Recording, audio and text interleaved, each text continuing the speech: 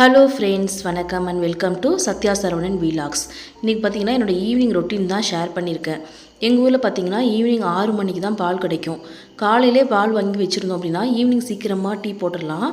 நாங்கள் காலைல வாங்கலை, அதனால் இப்போ 6 மணிக்கு தான் டீ போடுறதுக்கு ரெடி பண்ணிகிட்ருக்கேன். ஃபஸ்ட்டு மசாலா டீ தான் போடுறேன். இதுக்கு பார்த்திங்கன்னா இஞ்சி, ஏலக்காய், பட்டை, கிராம்பு 2 வைக்கிறேன். அதோடு பார்த்திங்கன்னா 4 மிளகு உங்களுக்கு ஏற்ற மாதிரி வச்சுக்கலாம். இதை 3 பேருக்கு டீ போடுறதுக்கு இந்த அளவில் இடிச்சிட்ருக்கேன். இது கொஞ்சம் காரமாக அதே நேரத்தில் சுல்லுன்னு அந்த ஸ்வீட்னஸோடு இருக்கும்போது சூப்பராக இருக்கும். இந்த மசாலா டீ ட்ரை பண்ணி பாருங்கள். காரத்துக்கு ஏற்ற மாதிரி மிளகு வச்சுக்கலாம். நான் வச்சுருக்கிறது கரெக்டாக இருக்கும். 4 மிளகு வச்சேன். இது எல்லாத்தையும் நல்லா இடித்து எடுத்துக்கலாம். இது எப்போ நீங்கள் ஒரு மாதிரி டைஜஷன் ப்ராப்ளம் இருக்கும்போது, இல்லை ஏதாவது கொஞ்சம் ஹாட்டாக சூடாக சாப்பிட்டா ஒரு மாதிரி நல்லாயிருக்கும்னு ஃபீல் பண்ணும்போது செஞ்சு குடிக்கலாம். இது 3 டம்ளருக்கு போடணும். அதுக்கு பார்த்திங்கன்னா 1.5 டம்ளர் தண்ணி ஊற்றிருக்கேன். அதில் இந்த அரைச்ச மசாலா, அதுக்கப்புறம் டீத்தூள் போட்டு நல்லா கொதிக்க வச்சுட்டு 1.5 டம்ளர் பால் ஊற்றிருக்கேன். நான் ஈக்குவலாக தான் போடுவேன், ஏன்னா எங்கள் பால் நல்லாயிருக்கும். அதனால் பால் ஈக்குவலாக தான் டீக்கு தண்ணியும் பாலும் சேர்ப்பேன். இதை வடிகட்டிட்டு ஃபஸ்ட்டு போய் குடிச்சிட்டு வந்துடலாம். டைம் நியர்லி 6:30 ஆகிடுச்சி. இன்றைக்கி ஸ்நாக்ஸ்லாம் எதுவும் இல்லை. பசங்க வந்தோடனே பார்த்திங்கன்னா மரவள்ளிக்கிழங்கு வேக வச்சு வச்சுருந்தாங்க, சாப்பிட்டாங்க ஸ்கூல் விட்டு வந்தோடனே. அதனால் வேறு எதுவும் ஸ்நாக்ஸ்லாம் செய்யலை. டீ மட்டும்தான். நாங்கள் ரெகுலராக இப்போ டீ குடிக்கிறது கிடையாது. இன்றைக்கி குடிக்கணும்னு தோணுதுனால செஞ்சிட்ருக்கேன். பசங்க சூடாக குடிக்க மாட்டாங்க, ஆனால் எனக்கு சூடாக குடிக்கணும். அதனால் அவங்க டீயை மூடி வச்சுட்டேன். என்னோடய டீயை மட்டும் எடுத்துகிட்டு போயிட்டு கொஞ்ச நேரம் வாசலில் உட்காந்து குடிச்சிட்டு வருவேன்.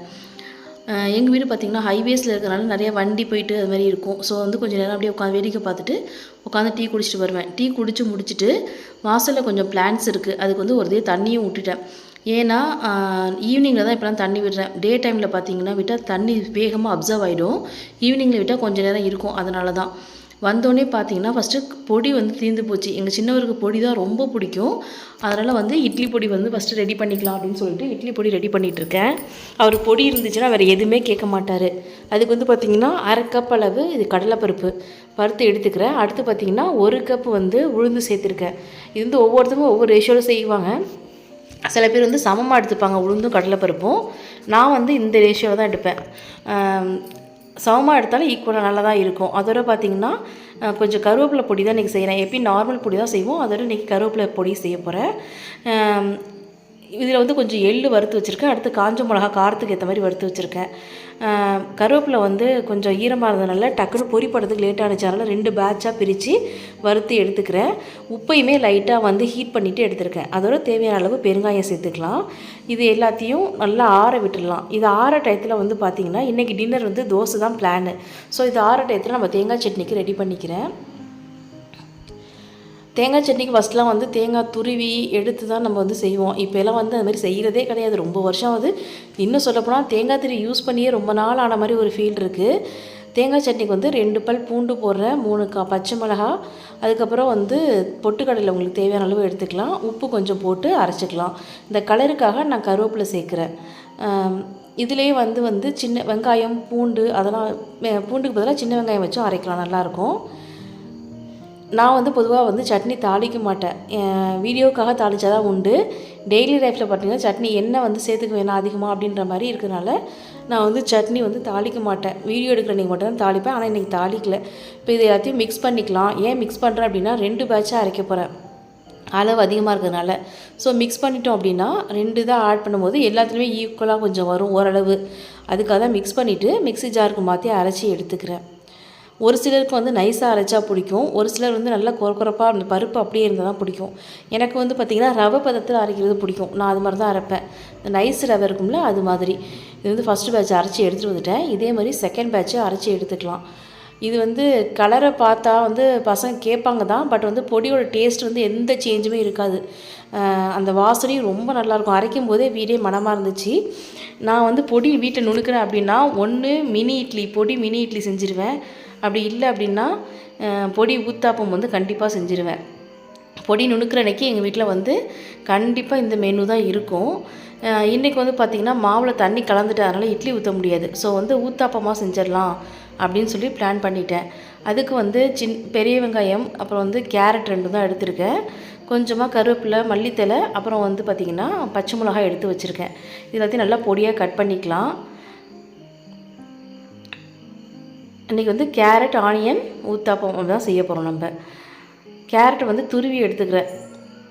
கட் பண்ணி போட்டால் வேகிறது கொஞ்சம் லேட் ஆகும், அதனால் துருவியே எடுத்து வச்சுக்கலாம். இந்த கருவேப்பிலைக்கு பதிலாக நீங்கள் முருங்கைக்கீரை சேர்த்திங்கன்னா முருங்கைக்கீரை பொடியாக இருக்கும். நமக்கு ஏற்ற மாதிரி நம்ம வந்து ரெசிபி வந்து ஆல்ட்ரேஷன் பண்ணிக்க வேண்டியதுதான். ஸோ இப்போ எல்லாம் ரெடி ஆகிடுச்சு. நம்ம தோசை ஊற்றவும் ரெடி பண்ணிக்கலாம். மாவு வந்து ஊத்தாப்பத்துக்கு வந்து திக்காக தான் இருக்கணும். அதனால் வந்து அப்படியே நடுவில் கல்லில் மட்டும் வச்சு லைட்டாக ஸ்ப்ரெட் பண்ணால் போதும். ரொம்ப நைஸாக ஊற்றணும்னு அவசியம் இல்லை. அது மேலே வந்து பார்த்திங்கன்னா பொடியை ஸ்ப்ரெட் பண்ணிவிட்டு அதுக்கப்புறம் வந்து நம்ம கட் பண்ணி வச்சுருக்க காய்கறி எல்லாத்தையும் நமக்கு தேவையான மாதிரி லோட் பண்ணிக்கலாம். காய்கறி எல்லாத்தையும் மிக்ஸ் பண்ணி வச்சு கூட செய்யலாம். நான் வந்து என்ன பண்ணுவேன்னா வெங்காயம் தனியாக, கேரட் தனியாக அது மாதிரி தான் வச்சுருப்பேன். அதுக்கப்புறம் எடுத்து மேலே போடுவேன். நீங்கள் எல்லாத்தையும் ஒன்றா மிக்ஸ் பண்ணி வச்சு கூட செய்யலாம். எனக்கு ஊத்தாப்பம் சுடும்போதுலாம் அந்த வடிவேலு காமெடி தான் ஞாபகம் வரும். உங்களில் எத்தனை பேருக்கு வந்து அந்த காமெடி ஞாபகம் இருக்குன்றதை சொல்லுங்கள். பொடி வந்து பசங்களுக்கு வந்து டிஃப்ரெண்ட்டாகவே தெரியாது. எங்கள் சின்னவர் வந்து டெய்லியுமே பொடி தான் கேட்பார். அதனால் அவருக்காக எப்போயுமே இப்போல்லாம் அரைச்சி வச்சுருது ரெடியாக. ஸ்கூலுக்கு கூட மோஸ்ட்லி வந்து மினி இட்லி பொடி வந்து மிக்ஸ் பண்ணி எடுத்துகிட்டு போவாங்க. நான் ஸ்கூலுக்கு கொடுக்குற ஒரே டிஃபன் ரெசிபின்னு பார்த்திங்கன்னா அந்த மினி இட்லியும் பொடியும் தான். இப்போ தோசை ரெடி ஆகிடுச்சு. நான் வந்து டின்னர் சாப்பிட மாட்டேன் எப்போயுமே. ஸோ பசங்களுக்கு மட்டும்தான். நான் வீடியோக்காக சும்மா டேஸ்ட் பண்ணுற மாதிரி எடுத்து வீடியோ ஷார்ட்ஸில் ஆல்ரெடி போட்டிருந்தது. பட் நான் வந்து டின்னர் சாப்பிட்றது கிடையாது. நான் வந்து லஞ்சோடையே வந்து ஸ்டாப் பண்ணிப்பேன். ஸோ இது பசங்களுக்கு தான். சரி 2 பேரையும் கூப்பிட்டு சாப்பிட சொல்லியாச்சு. சாப்பிட்டதும் வந்து பார்த்திங்கன்னா சைட்லேயே கொஞ்சம் கொஞ்சமாக வேலை பார்க்க ஆரம்பிச்சிட்டேன். இப்போ வந்து அந்த கருவேப்பிலை பொடி நுணுக்கணும்ல, அதை வந்து ஒரு கண்டெய்னருக்கு மாற்றிருக்கிறேன். இது நார்மலாக இட்லி பொடி எப்படி வெளில வச்சுருப்போமோ அதே மாதிரியே வெளில வச்சுக்கலாம்.